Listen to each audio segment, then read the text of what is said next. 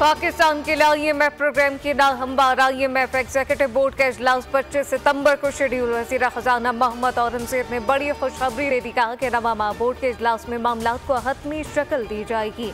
वज़ीर आज़म शहबाज शरीफ की team IMF की मुज़ाकराती टीम और मुतल्लिका इदारों के शुक्रगुजार हैं, जिन्होंने हतमी मराहिल में कलीदी किरदार अदा किया।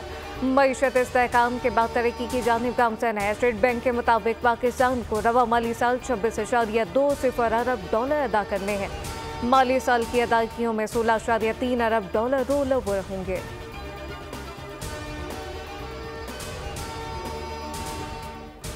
सुप्रीम कोर्ट में जजेस तकर्री के लिए काम। जुडिशल कमीशन का गैर मामूली इजलास आज होगा। तमाम हाई कोर्ट के चीफ जजेस और सीनियर जजेस शरीक होंगे।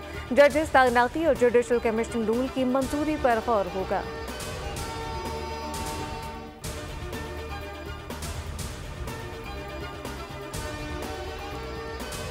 डेरा गाजी खान में CTD का खुफिया तलब पर ऑपरेशन मुकाबले में फितनॉल खारिज के 2 दहशतगर्द मारे गए। 2 अफराद फरार। 10 बम, राइफल, गोलियां और बारूदी मवाद बरामद।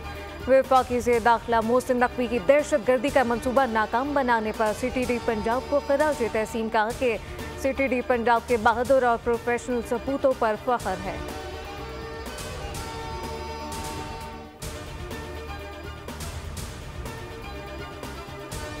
और जिस पार्लियामेंट से ख्वाजा आसिफ अली अमीन गंडापुर के खिलाफ बयान दे रहे हैं, पहले इसकी इज्जत तो बहाल करें। फेडरेशन पर हमला अली अमीन ने नहीं बल्कि 10 सितंबर को हुआ था। बैरिस्टर डॉक्टर सैफ का गवर्नर और ख्वाजा आसिफ के बयान पर रद्द-ए-अमल, कहा कि वज़ीर दिफा बॉर्डर की हिफाजत करते तो गंडापुर को खुद अफगानिस्तान से बातचीत की जरूरत ना पड़ती।